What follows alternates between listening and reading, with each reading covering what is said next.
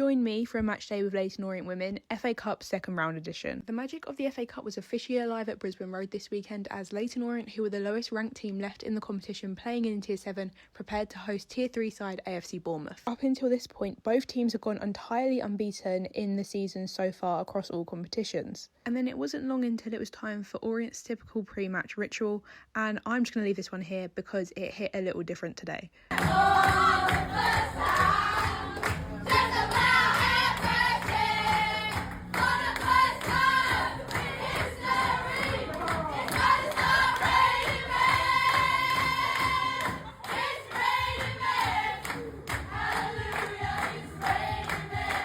Which then led on to the pre-match team talk. That won't be defeated next year. We won't be there. We'll be in Tier 6, so we won't even have the same kudos. So we'll be in Tier 6. The O's then headed out for warm-up as it was time for them to get ready to face their first fully professional side, being Leyton Orient women. Since forming in 2021, this was in fact Leyton Orient's first ever time competing in the second round of the Adobe Women's FA Cup, considering they'd never made it this far previously. The Cherries were one of the highest ranked teams in this round of the competition, with Leyton Orient being the lowest ranked, making it a pretty tough draw for the O's. But Orient were indeed up for the challenge and kept the faith alive.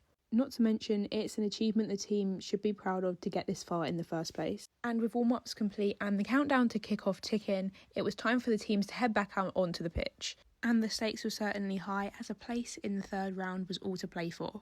However, it was sadly a tough start to the game for the O's, as by the 26th minute they were unfortunately 3-0 down. But their fight on the pitch certainly remained strong, and then just 1 minute later, Sammy Rowland officially struck back in style to gain one back for the O's. Adding another goal to her tally in this competition also meant that Sammy extended her lead in the race for the FA Cup Golden Ball, and she may become the first ever player to win this award twice.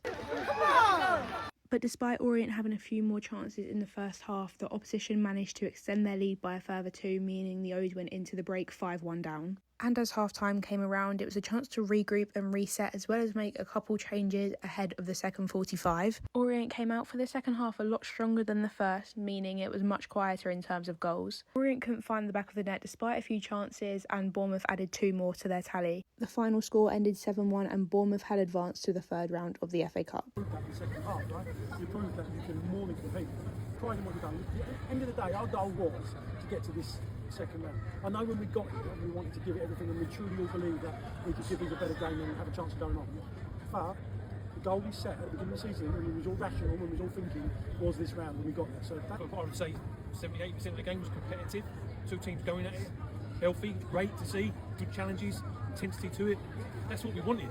Onwards and upwards from here, come on you O's.